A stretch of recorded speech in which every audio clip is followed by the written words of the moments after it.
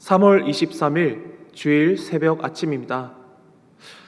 오늘도 주의 날에 함께 모두가 참여하며 복된 하루가 되길 원합니다. 다 함께 찬송가 320장 찬양하시겠습니다.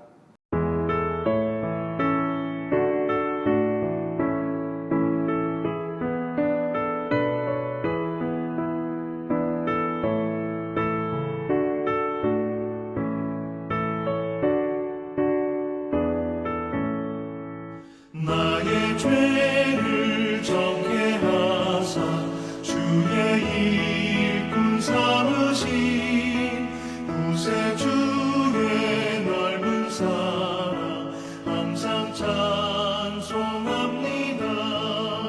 나를 일꾼 삼으신 주 크신 능력 주시고 언제든지 주 뜻대로 사용하여 주소서.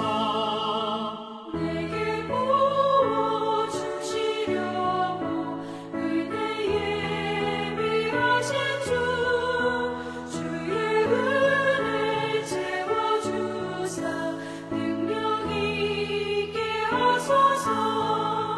나를 일꾼 삼으신 주 크신 능력 주시고 언제든지 주 뜻대로 사용하여 주소서.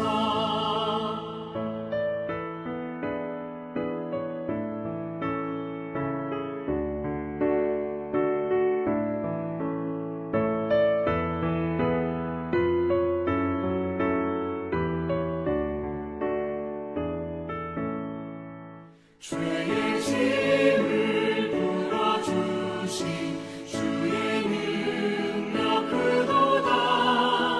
나를 피로 사신 예수 내 맘속에 오소서.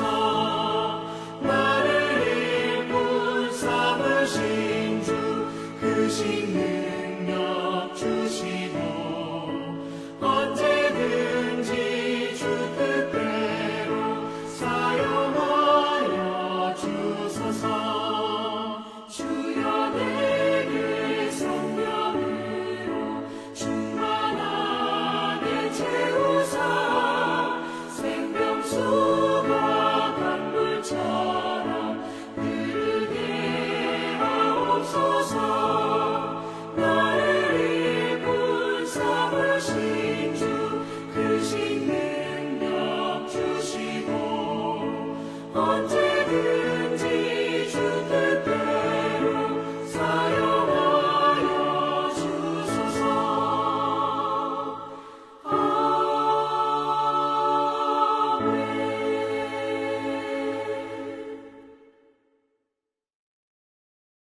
오늘 하나님께서 우리에게 주신 말씀은 민수기 4장 1절에서 20절까지의 말씀입니다.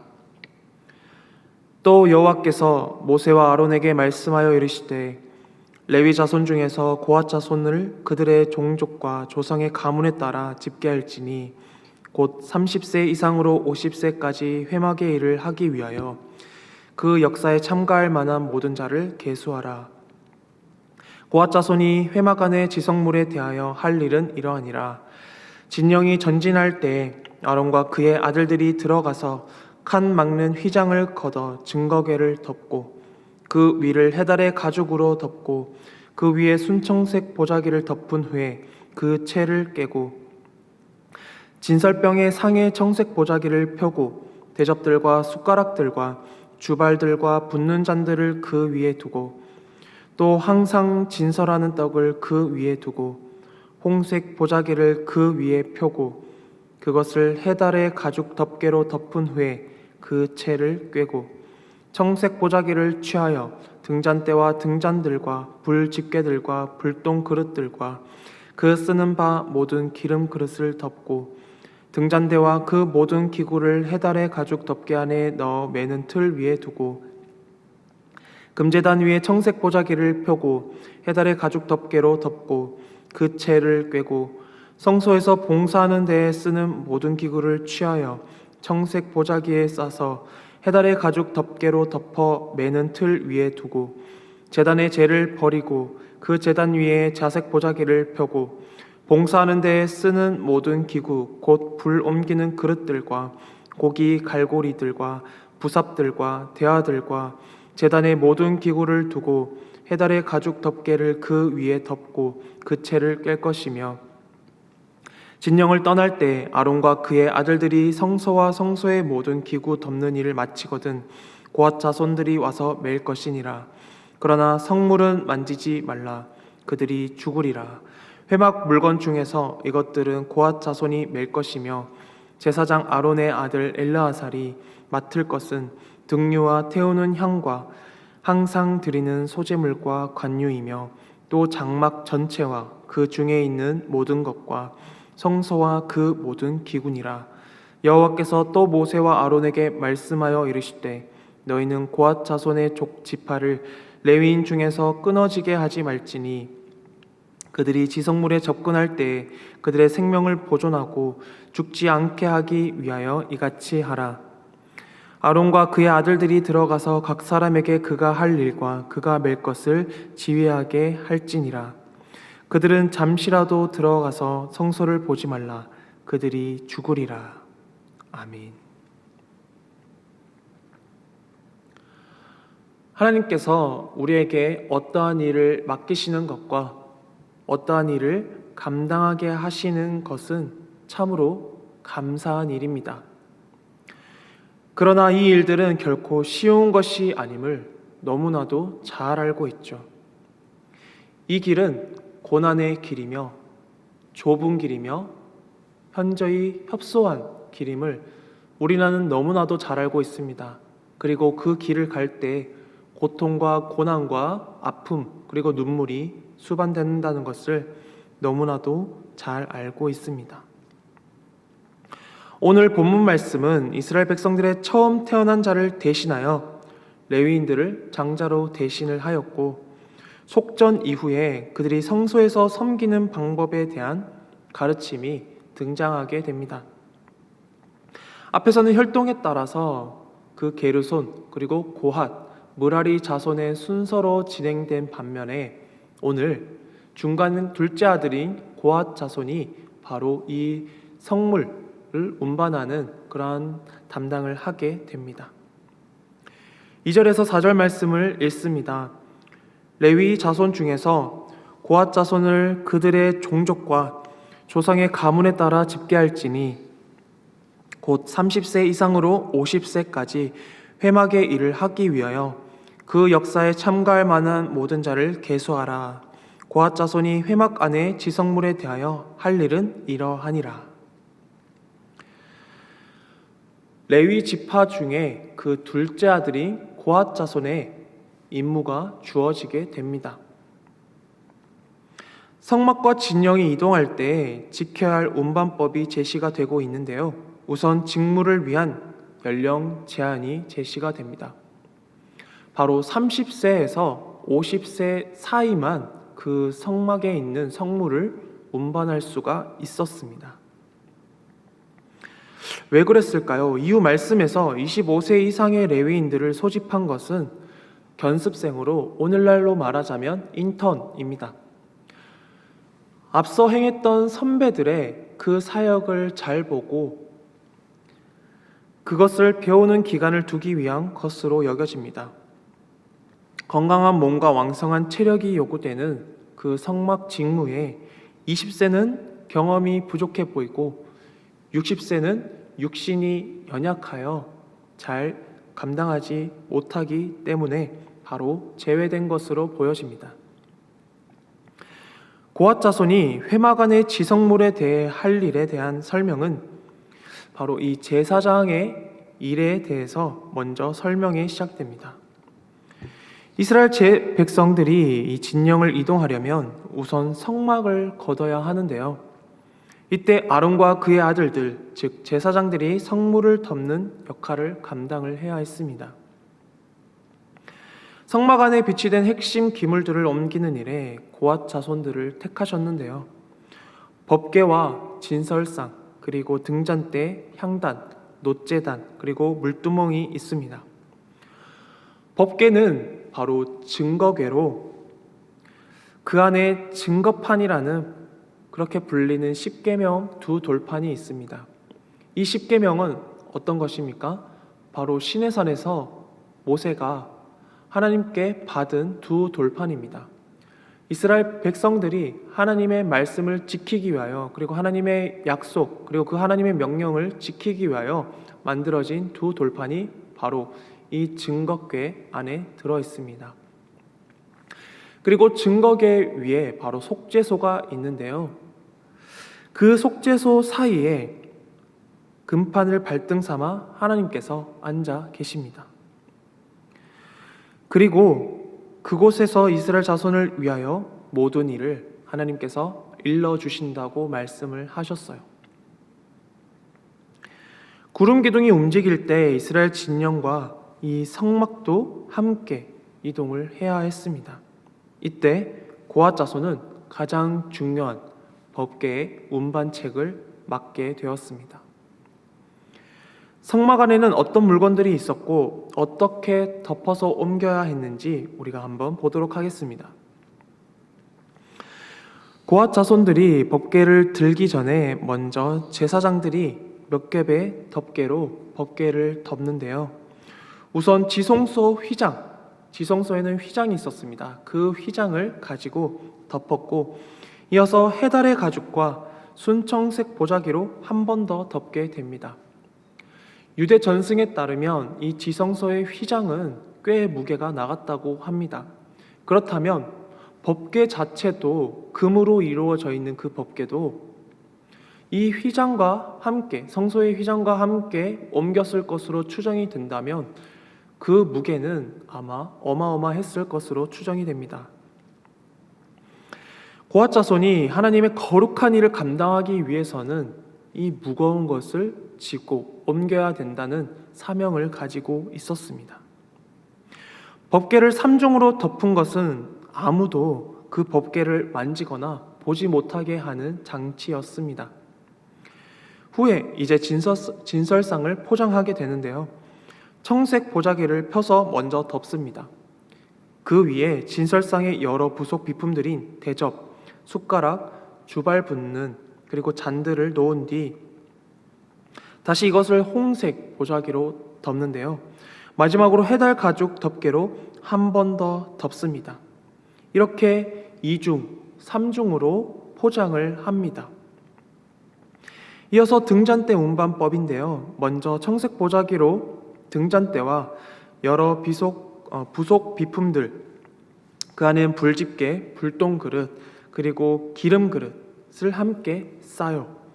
그것을 해달 가죽 덮개로 싸서 매는 틀 위에 놓은 뒤 운반을 하게 됩니다. 등잔대는 2겹의 덮개로 덮은 셈이죠. 다음은 향단 운반법인데요. 향단은 청색 보자기로 덮고 다시 해달 가죽으로 한 번 더 덮습니다. 앞서 이야기했던 이 덮고 덮은 이 물건들을 그리고 싸고 그리고 마지막으로 채를 꿰어서 이 고앗 자손들이 메어서 운반을 하게 된다고 오늘 성경 본문은 우리에게 알려주고 있습니다. 또한 고앗 자손들이 이 성막에 있는 물건들을 옮겨야 했기 때문에 번제단의 운반 역시 고앗 자손의 책무였습니다. 우선 번제단을 청소하고 재를 모아 버린 뒤에 그 위에 자색 보자기를 핍니다. 이어서 그 보자기 위에 제단 관리를 위한 다른 모든 비품, 곧 불 옮기는 그릇, 고기 갈고리, 부삽들, 대야들을 놓게 됩니다. 그 비품들을 다시 해달의 가죽으로 덮은 뒤 또다시 채를 꿰어 제단을 옮깁니다. 이제는 모든 성물들이 포장이 되었습니다. 그리고 이제 여호와께서 또 말씀하십니다. 15절과 16절입니다. 함께 읽습니다. 진영을 떠날 때 아론과 그의 아들들이 성소와 성소의 모든 기구 덮는 일을 마치거든 고앗 자손들이 와서 맬 것이니라. 그러나 성물은 만지지 말라. 그들이 죽으리라. 회막 물건 중에서 이것들은 고앗 자손이 맬 것이며 제사장 아론의 아들 엘르아살이 맡을 것은 등류와 태우는 향과 항상 드리는 소제물과 관유이며 또 장막 전체와 그 중에 있는 모든 것과 성소와 그 모든 기구니라. 고앗 자손은 포장된 성물들을 메어서 옮기는 일을 맡았다고 이야기를 했습니다. 다만 이 성물을 직접 볼 수도 없었고요. 또한 포장된 상태라 해도 성물을 만져서는 안 되었습니다. 그리고 이 성물에 채를 꿰어서 매라고 했습니다. 아마도 맨다는 것은 어깨에 메었을 것으로 추측이 됩니다. 해달 가죽 안에 넣어 운반하기 곤란한 등잔 기름이나 향, 이미 받쳐진 소재물, 관유 등도 지극히 거룩한 것이기에 이 제사장 엘르아살이 직접 다루어야 했습니다.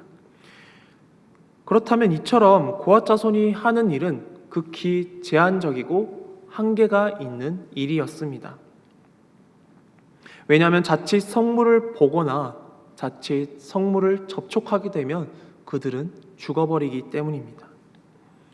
그렇기에 고앗 자손들은 제사장들의 지휘를 받아 이 임무를 감당을 해야 했는데요. 제사장이 아닌 고앗 자손은 이 일들에 관여할 수 없었습니다. 고앗 자손의 임무는 이처럼 하지 말아야 할 것, 그것부터 시작이 되었습니다. 바로 구별하는 것부터 시작이 되어야 했습니다. 하나님의 공동체 안에서는 해야 할 일을 하지 않는 사람보다 하지 말아야 할 것을 해서 더 큰 문제를 일으키는 부류들이 참 많습니다. 그러한 부류들이 큰 문제를 일으키곤 합니다. 우리 역할의 한계를 정확히 파악하는 것은 아주 중요하겠습니다. 하나님은 왜 주요 성물들을 여러 겹으로 덮고 쌓아야 하는지를 더 상세하게 우리에게 알려주시는데요. 19절 말씀을 보도록 합니다. 그들이 지성물에 접근할 때에 그들의 생명을 보존하고 죽지 않게 하기 위하여 이같이 하라. 아론과 그의 아들들이 들어가서 각 사람에게 그가 할 일과 그가 맬 것을 지휘하게 할지니라. 하나님께서는 이 말씀을 통하여 경고로 재차 말씀하고 계십니다. 바로 죽음을 막기 위해서입니다. 고앗 자손은 사실상 준제사장 신분입니다. 준제사장 신분. 그렇다면 거룩한 비품들과 가장 가까이 있을 수 있는 자들이었고 이스라엘 백성들을 대신하여 하나님의 성소의 일을 감당하는 아주 중요한 사람들이라고도 볼 수가 있습니다.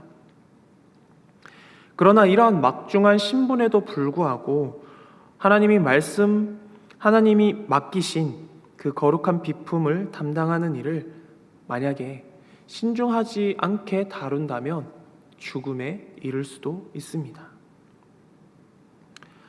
앞서 말씀드린 대로 만일 그들이 그 성물들을 만지면 죽는데 여기서는 심지어 보기만 해도 죽는다는 엄중한 경고가 이제 20절에 나옵니다. 따라서 고앗 자손이 사망하지 않기 위해서는 이 제사장들도 정말 정성껏 그 성물을 포장을 해야 했습니다. 왜냐하면 고앗 자손들이 죽기 때문이죠. 그런데 지성물을 옮겨야 하는 이 고앗 자손들에게 내려진 명령은 메어서 운반하라, 성물에 접촉하지 마라, 성소를 보지 마라, 너희가 죽는다, 이렇게 4가지였습니다.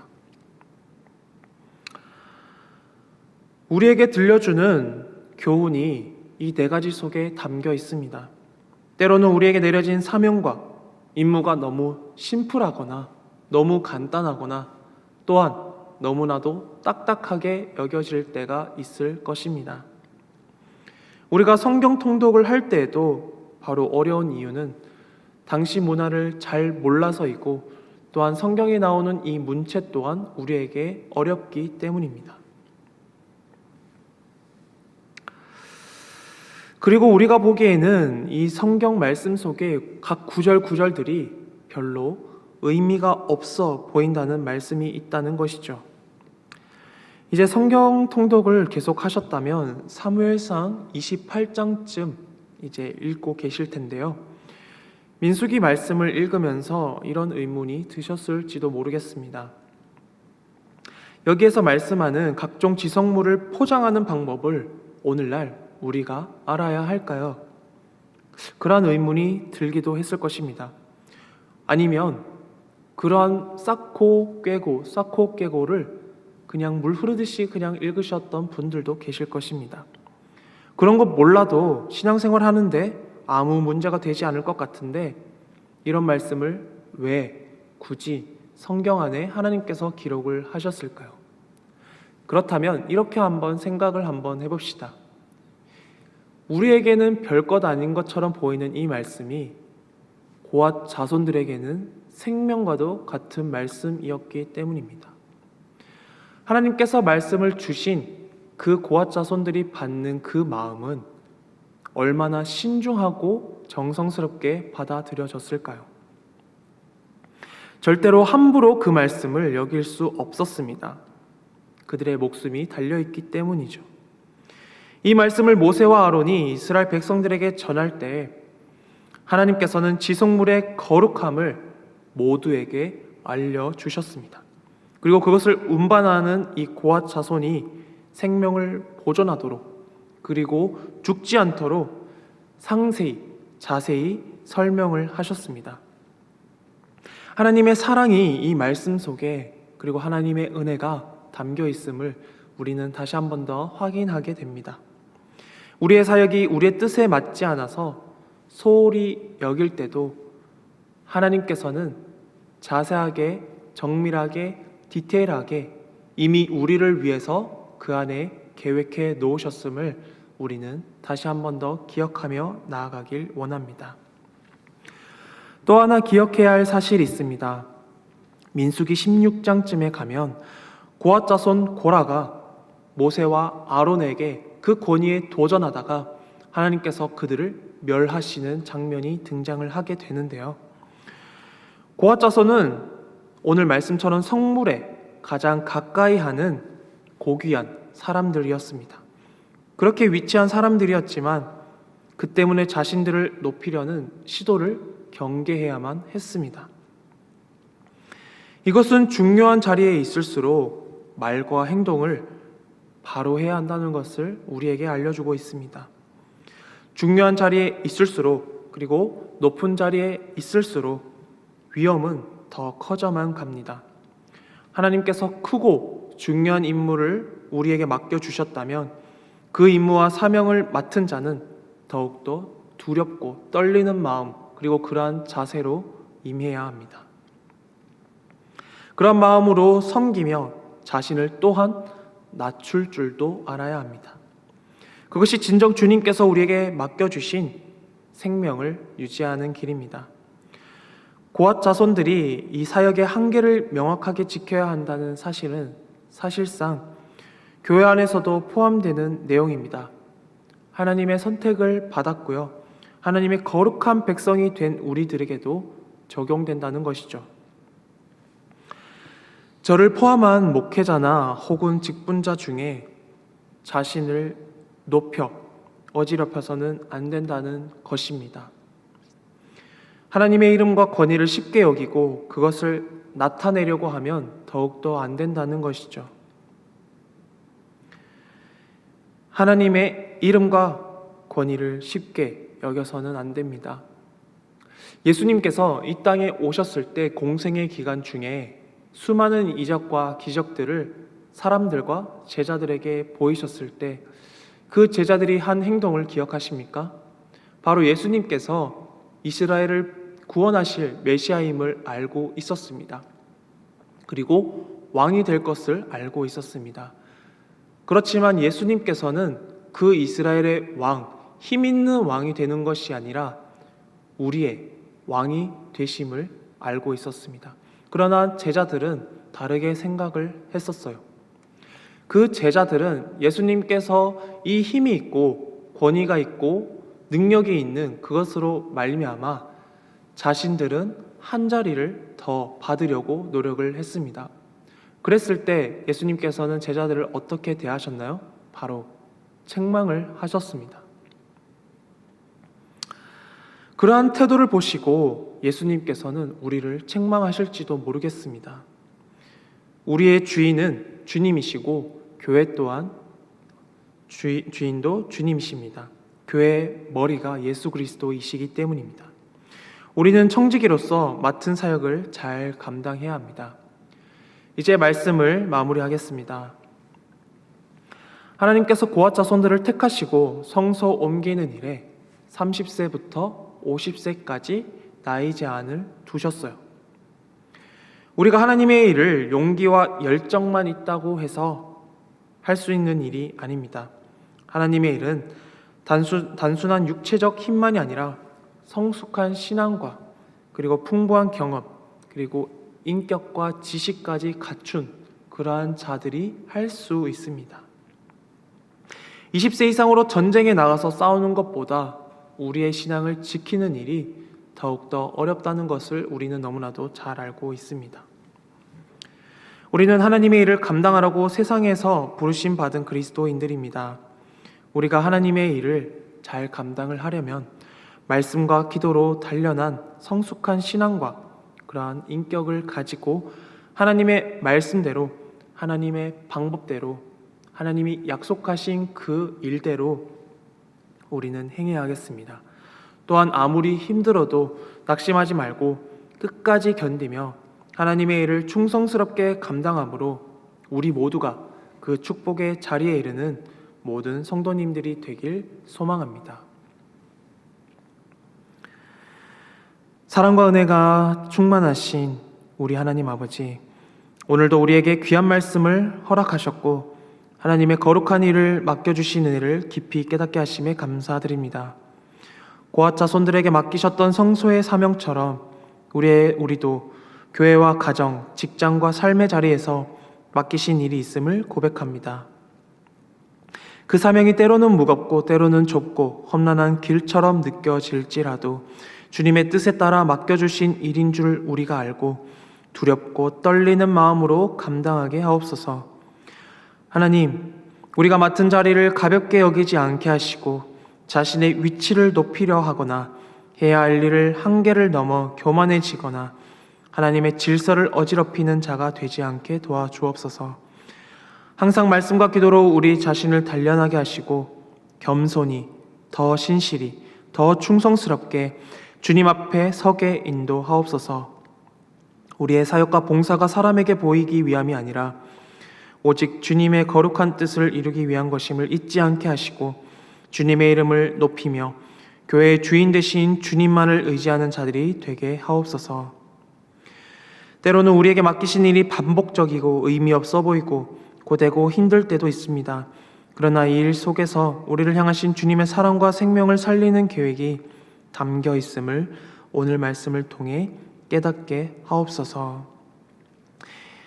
이 모든 말씀 우리 주 예수 그리스도의 이름으로 기도드립니다. 아멘. 하늘에 계신 우리 아버지, 아버지의 이름을 거룩하게 하시며 아버지의 나라가 오게 하시며 아버지의 뜻이 하늘에서와 같이 땅에서도 이루어지게 하소서. 오늘 우리에게 일용할 양식을 주시고 우리가 우리에게 잘못한 사람을 용서하여 준 것 같이 우리 죄를 용서하여 주시고 우리를 시험에 빠지지 않게 하시고 악에서 구하소서. 나라와 권능과 영광이 영원히 아버지의 것입니다. 아멘.